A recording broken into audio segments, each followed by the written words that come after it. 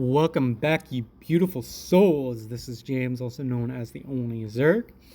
This is going to be part 0 of What If Naruto Was Adopted by Kenichi from Kenichi the Mightiest Disciple. The title of this episode is Two Masters from Another World. That being said, let's get started with our story. Our story begins in a world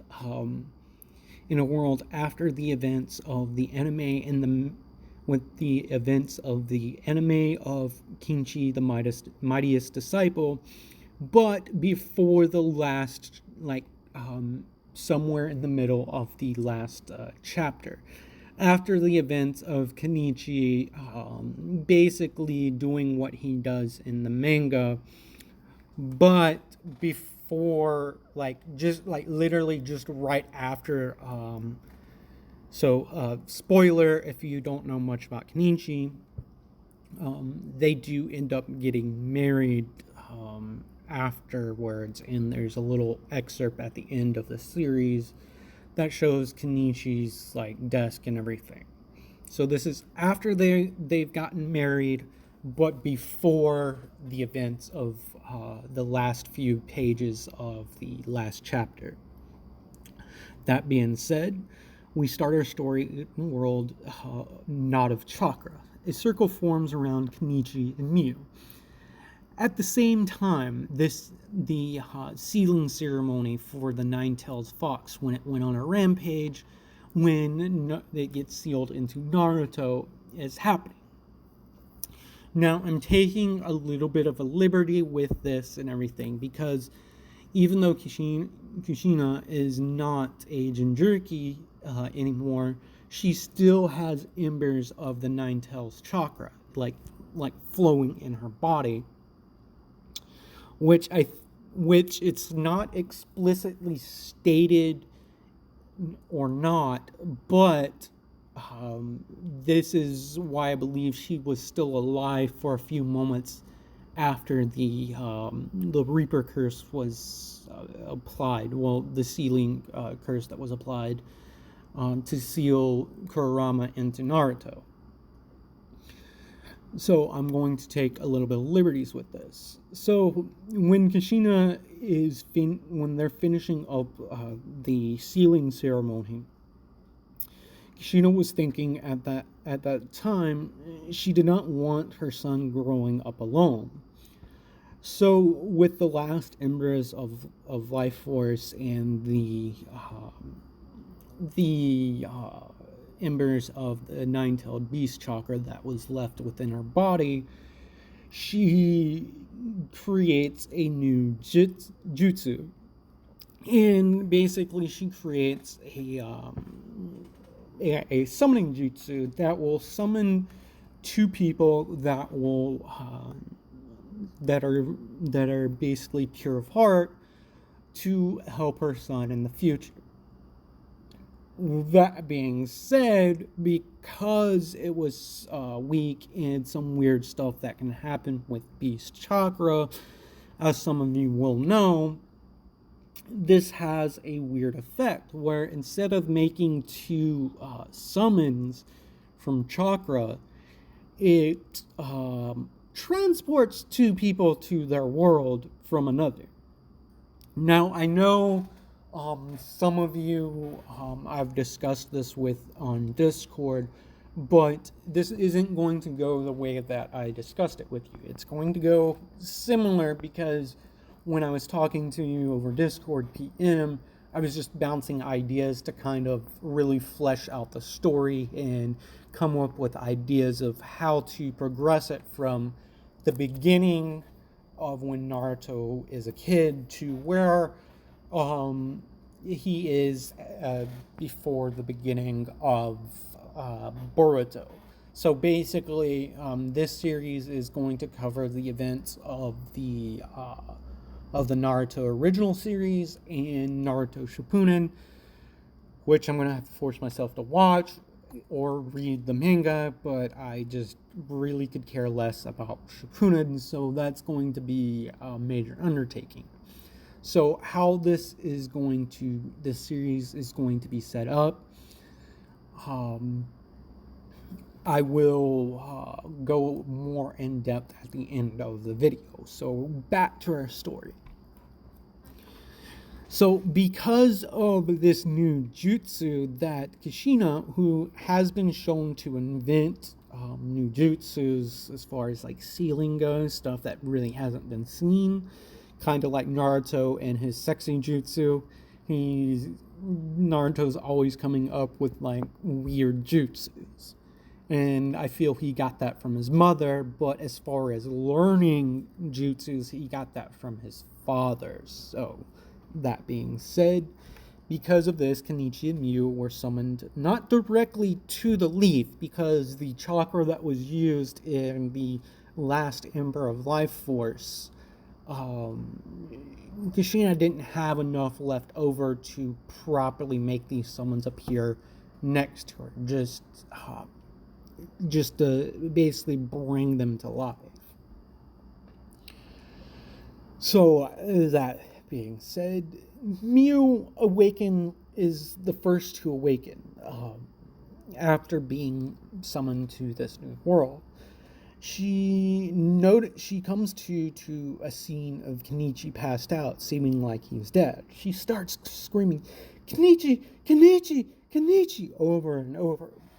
Kenichi awakens a few moments later, and after realizing where they are is not where they were before, they start trying to get their bearings straight. So this leads the two to start exploring the land around them. So for 3 years, they wander this land learning about and searching for a way home. During their journey, they learned that this is not their world. Like, no one's heard of Japan. No one's heard of their world. And like, technology in this world seems to be less than what's in their world.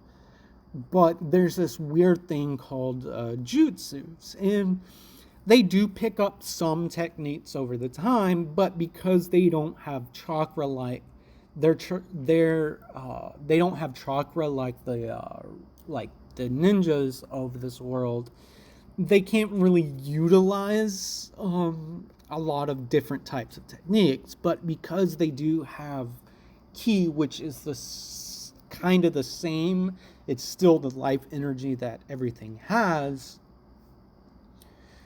which they're able to kind of utilize their own life energy and stuff to do like some very, very, and I mean very basic jutsus. So during their journey to kind of find a way home, and after they learn they're not in their own world, they start searching for someone that could potentially transport them back to their own world. And they do guard this, that they're not from this planet, because they learned very quickly that the different villages or nations, from what they can gather, are not really too friendly towards each other, and there are kind of power struggles going on and stuff. But they do get a name for themselves as traveling Ronin, unmatched in what in the Naruto world would be called taijutsu. One day, 2 years into the start, they start getting approached by ninjas, either to kill or recruit them, and they kind of just beat most of them up and do escape a few of them that have tried to kill them.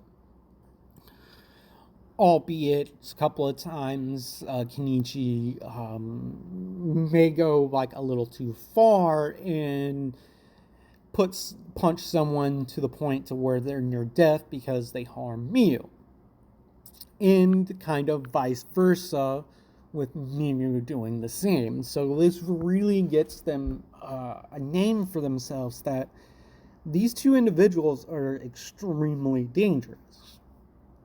because it seemed like no matter who was sent against them, they always prevailed somehow. So this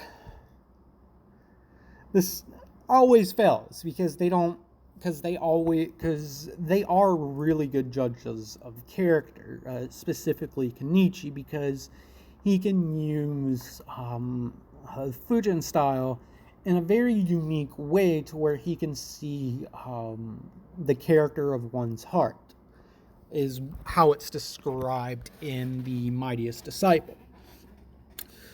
So we cut to a conversation between the Lord Third and Guy, having a conversation. Guy's like, Lord Third, what's the summons about? Because the Lord Third had summoned Guy Sensei because he is their foremost expert on taijutsu after Guy's father had passed away in the Third Great Ninja War. So stop here. The events of Naruto up until this point are pretty much staying the point. It's just that there's these two Ronin that are just roaming the land that no one really knows a lot of information about, because there's no reports of like these two individuals outside of, well, at this point, 2 years and 6 months before, like the night that the demon Kurama was sealed within young Naruto. So, like Guy was saying, he says, what's the summons about? Guy, I have a favor to ask you. What is it, Lord Third? Have you heard rumors about the two taijutsu masters roaming the land? Well, Ronin. Basically being Ronin. And Guy replies, yes, Lord Third. They kind of concern me, though. How so? They have no ties, no history before the dark day when Lord Fourth died. I see, so you've already gathered some information about them. Yes, Lord Third, it's kind of hard to ignore rumors about two individuals that seemingly are masters of my specialty. And, well, that means you have a head start on the mission I want you to do. And Guy's like, what is the mission then, Lord Third? Well, I want you to track them down and eliminate them if you deem them to be a threat to the Leaf. Yes, as you command, Lord Third.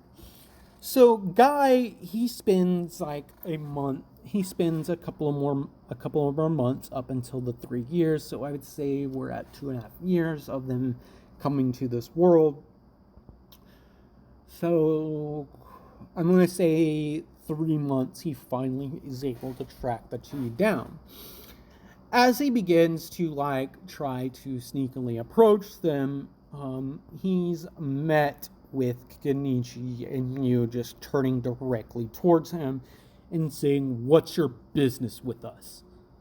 We're tired of you people always coming to us.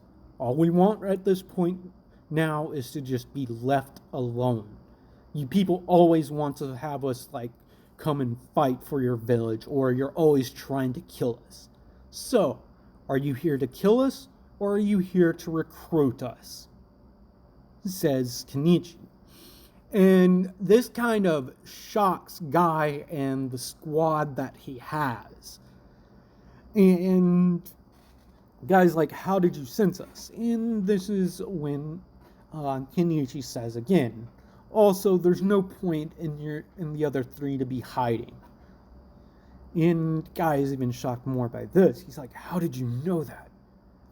And Kenichi just kind of grins. And he's like, huh, you seem like one of those people that, what do you guys call it? Mio's like, oh, sweetie, they call it taijutsu. And Guy's like, how do you know what kind of jutsu I use? And Kenichi says, it's simple. Your hands. They're kind of scarred. And Guy is taken aback by this. And Kenichi reiterates his question. What's your business with us? So Guy goes on to explain that he was sent here to find out if they're a threat or what their intentions are. And Kenichi, sensing that there's no ill will coming from Guy, but can understand that Guy is ready for a fight, if so to the death if need be. Kenichi begins to breathe out, and then he looks down, and then Miu walks over to him and asks, are you okay? Should we tell him? And then Kenichi looks at her and kind of gives her a kiss on the forehead. He then tells Guy, you people, you're not here to recruit us. And Guy's like, far from it. But we do need to know what your intentions are, because Kenichi's like, yeah, I guess we've probably been deemed kind of a threat to you people. And Guy kind of smirks at this, laughing, and he's like, but before that, I heard you two are masters at taijutsu. And Kenichi and Miu just kind of roll their eyes a little bit, and Guy's like, what is that? And Kenichi's like, well, you guys call it taijutsu. We call it something else. And the guy says, well, how about a little spar? So Kenichi begins to grin. He's like, oh, you want to fight? Because in canon to Kenichi, the world's mightiest disciple, towards the end, Kenichi does like to fight with people, albeit he has a rule about not killing people. But what he can do compared to ninja of this world is something that really hasn't been seen since Guy Sensei himself, and later on stuff that Rock Lee can do. So just to give you a basis of the skill level of these two, they are pretty much kind of equal to Guy, maybe a little bit weaker or a little bit stronger. The two aren't going to go all out. So Guy and Kenichi begin to have their fight, and it goes on for quite a while, and Guy gets hit and starts coughing up blood, but before the other ninja can react, Guy holds up his hand, telling him to stop, because at the moment he coughed up blood, Kenichi relaxes his stance and goes to give him a hand picking him up, because Kenichi kind of winded the man. And Guy's like, huh, you really are? So the rumors are true, you don't kill. And Kenichi says, yeah, I kind of have an issue. And he looks back at Miu as he then gets angry because he sees one of the ninjas starting to go for her. He then rushes and kicks the guy into a tree, breaking his ribs and his arm. And Guy is just amazed at this person's speed. He registered his speed, but realized that he would have to go all out. And this is when Kenichi turns to them and says, I told you guys to leave us alone. And then Guy looks at Miu real quick, and he basically comes up to Kenichi and says, well, I was tasked to eliminate you two if you were deemed a threat, and I honestly don't think you would be a threat to our village. So, and Kenichi gets a good look at the headband, because I would say this was kind of towards the morning, and it was still kind of dark out. And Kenichi's like, oh, so you four, no, comment down comment down below the standard Chunin, like the standard size of a ninja squad that would be tasked with a mission by the Hokage. Because I think, like, yeah, there are teams of three, but for something like this, I feel like there would be a 5 person. So nonetheless, can like guy like begins to apologize because he got a good look at Miyu's figure, and it's kind of obvious that she is sort of showing that she is with child. So, because of their journey across the world, they can't find. They've come to the point where they realize they probably can never go home, and have kind of just, even though they're saddened that they won't ever see their loved ones again, they at least have each other. And now that Miyu is pregnant, they had begun to think about just like the well-being of their child, which is why Kenichi is a little bit more aggressive when it comes to protecting his loved ones. He's gets slightly angry, but his style of fighting is still intact, where he refuses to to kill his opponents and tries to kind of turn them to his side. So Guy is apologizing to them, and he says, well, since you're not a threat, whatever your goals are, you should come and visit the Leaf. Maybe the Lord Third can, maybe our Hokage would know something. And before Guy leaves, as his companions leave, he kind of leans into Kenichi, and he's like, I'm looking forward to a rematch. And Kenichi kind of smiles, and he says, yeah, I wasn't going all out, and I could tell that you weren't either. And Guy begins to laugh and says, oh, you saw that, didn't you? And Kenichi's like, yeah, you've by far the most skilled taijutsu user that I've met here so far. And, well, I'll take you up on your offer. And Guy's like, you know where the village is? And Kenichi's like, we'll find our way. We don't want to be tied to, like, any particular village. Considering... And Guy looks over at Miyu, and, like, then are selling, and he's like, yeah, I can understand. A parent's job is to their children first, correct? And Miyu and Kenichi are shocked by this. And Kenichi's like, so you noticed. And Guy's like, yeah, that's why I apologized. So with that, Guy leaves, and Kenichi and Miyu, during their travels, have gained knowledge about the Leaf Village. So they make their way there, and so we cut back to Guy and the Lord Hokage a couple of months, so like a month or so, like a month to 2 months after that fight, and the conversation goes like this.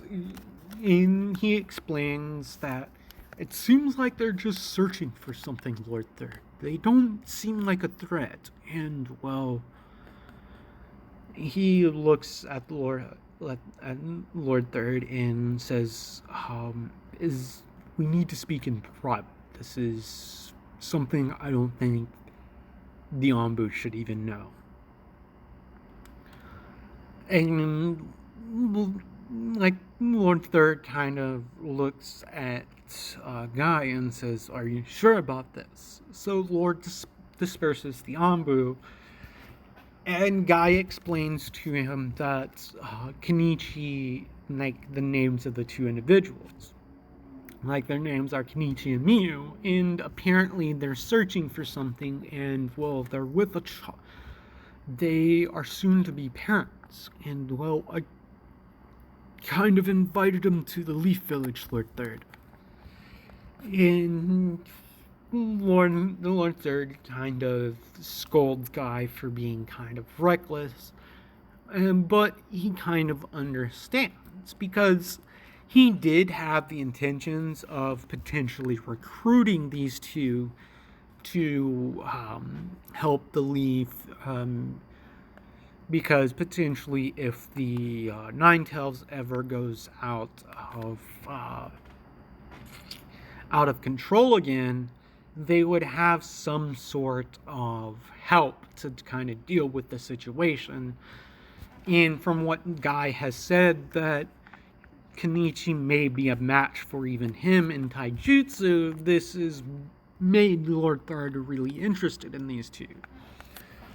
So now we cut to a day before Kenichi and Miyu will meet Naruto. They arrive at the gates and let the gate guards and everything stop them, and they say, "What's your business here?" And Kenichi just flat out says, "I'm here to see your Hokage. I won't answer any questions, and I won't tell you my name. And your Lord Hokage should probably already know that we're here, or know that we're coming." And the guy goes to attack him, and he's like, "You're a threat. You're here to kill the Kage. You're here to do something to our Kage." And before he can even react, Kenichi already has him pinned to the ground, while other guards kind of surround Miyu, and he just kind of glares at them, releasing a little bit of his Fujin-style ki. And this shocks everyone and kind of makes them scurry, and he lets the guy up, and he's like, "I'm sorry about that, but we haven't had it easy since coming to this place." And he releases the guy, and he says, "Very well, but we can't let you roam through the village." So Kenichi says, "Understand, you can't let us in, because I'd probably do the same." So they send word to the Lord Third Hokage, and this is when a few Jonin are dispersed to kind of escort them to the Hokage's mansion. So they get there, and once they get into Lord Hokage's area, the Jonin are dispersed, kind of by the Hokage telling them that they're not needed. So the Hokage says, "So why did you come to my village?" And Kenichi says, "Well," and then he looks around and everything, picks up a few rocks, and he looks at Miyu, and she kind of does the same thing, and they kind of hit the Ambu that are hiding in the shadows.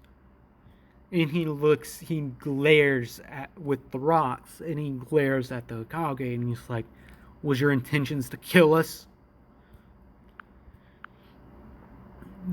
Your lackey or your subordinate might guy invited us here. I thought we were friends." And this kind of shocks the Hokage, and he says, No, do not take this the wrong way. Kenichi was it?" And Kenichi kind of "Then what is the intentions of these people hiding in shadows?" And he explains that they're his bodyguards, and Kenichi relaxes a little, and he says, "Well, in that case, are they sworn to secrecy?"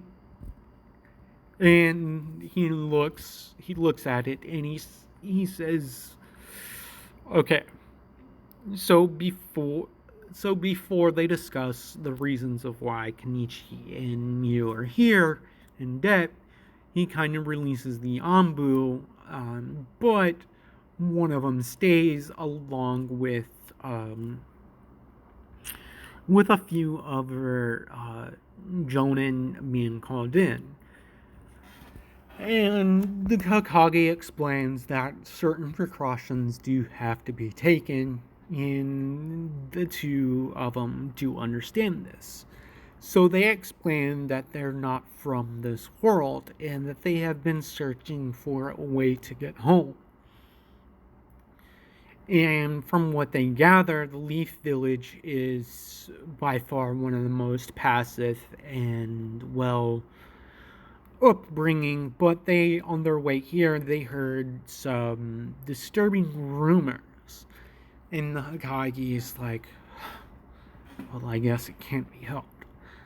So he explains to them that he wants them there because of an incident that happened 3 years ago with a particular incident. And Kenichi's like, so you're offering us to join the village? And the Lord Hokage says, it's no, not that. I'm offering you a place to live. You don't have to officially join the Leaf Village, but as he turns to Miu, I could offer you guys some protections as you raise your child. And with conditions. You'll help us defend the village. You won't have to go on missions and be associated with us, but I can provide a safe area for you to raise your child while we look for a way to send you home. So the two agree to this and tell him that they will camp out in the woods near the village until, as Kenichi's looking around, seeing that some of these ninja aren't too happy about them being there and how they are treating the Lord Third because Mio, yeah, she's being respectful, but Kenichi's kind of being a ditz and not showing like the respect that the Hokage deserves. Kind of like he does in Canon to the Mightiest Disciple with a few people. So they begin to leave that day and they camp out. So they spend like the rest of the night camping out. A few ninja, like, they do notice a few ninja watching them in the shadows, and they just don't pay attention to it. And Kenichi decides to rest and to let Miu sleep while he kind of keeps guard, kind of keeping an eye on the two of them, like his wife and their unborn child. And after morning breaks, Kenichi decides to get a nap in, but he still he's kind of half asleep, half awake. While Miu's is awake doing like morning katas, but not to the extreme that she would do if she wasn't pregnant. So after a couple of hours, Kenichi awakes and they decide to go into the village to kind of try to find something decent to eat and potentially like a bath. So they do that and they spend the day with kind of like Jonin escorts because from what Guy has said, they would either be high ranking Chunin or at least Jonin level, because they were able to ascertain locations of Ambu members that were using concealing jutsus. So they spend the day and they keep hearing rumors about the demon child and all of this. And towards the night, as they're leaving the village to go back to their camp, because they were told by Lord Thurga that they would be, it would take a while to set up some housing arrangements and to convince the leaders of the village to let them live there without formally pledging their allegiance to the leaf. It's something that's very difficult to do, and it would take him a couple of days. So that being said, as they're leaving, they see a little kid getting beat up by a few people, and as Miu goes to react to this to kind of come to the aid of this child, she is stopped by Kenichi, and Miu just sees the look on Kenichi's face, something that she hasn't seen in a while, since the day that, and she nods to him. She's like, fine, if you must. So Kenichi goes over and gets in between them, and the people are like, you're gonna come to the defense of this demon child? He should just go ahead and leave the village. He shouldn't even be here after what he's done. And Kenichi looks down at the kid, then looks at the two, and it's like, so, this is the demon child. He's just a baby. Why are you guys picking on him? Because views of Kenichi's life before he took refuge at the dojo and learned his martial arts and became the man that he is today, thanks to Miu and the masters and her grandfather. He's upset of how people could be so mean to a child, because he thought it was just some an older child that was a rascal or someone that could that's a threat to them. And he they go to attack Kenichi, then he just gives them a glare, kind of using his Fujin style of releasing his ki a little bit, and this scares the living fucking daylight, pardon the language, out of the people that were attacking Naruto. And so they run off, and Miu at this point starts approaching, and the two of them are looking down at the kid, and they go, Miu goes to give a hand in order to lift him up, and he kind of knocks it away. And he's like, you two are probably gonna tell me I don't deserve to live, right? And this shocks the two, and they're like, no, that's far from it, young boy. Where's your parents? And Naruto looks at the two, and he can see that they, unlike the villagers, they don't have this look of disgust on their face. So he says, I'm all alone.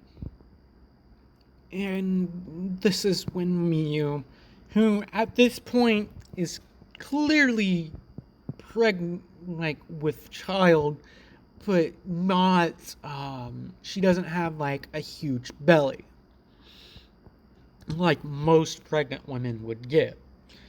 It would be a small baby bump. Clearly the person's pregnant, but they're not really showing. So this is when they look at the child and they're just like, so we can help protect you, young man. I've been through it too. I was picked on when I was a child. How about this? You come stay with us for tonight, and we'll have a talk with that who is he called? Third Kage. Third Hokage. And Miu kind of slaps him on the back of the head. And she's like, it's Lord Hokage the Third, Kenichi. So that is where I'm going to end this part. This has been the first episode to The Demon Child and a New Family, which is the first arc of this series. Oh, what if Kenichi adopted Naruto? That being said, like, comment, and subscribe. Let me know what you think about this series, and I will see you beautiful souls in the next video. Later on this morning or this afternoon, part 1 will be released, or it will be part 0B. But I want it to be part 1. And what I said at the beginning, how I'm going to do this series, each arc of the Naruto series and Shippuden are going to have its separate episodes. I'm going to want to try to do 5 to 10 episodes per arc. And each arc is going to have many arcs of development. This one is going to be somewhat a little bit longer because there's a lot to unpack with the changes that will happen with Naruto, with Kenichi and Miu being in his life. That being said, see you beautiful souls in the next video!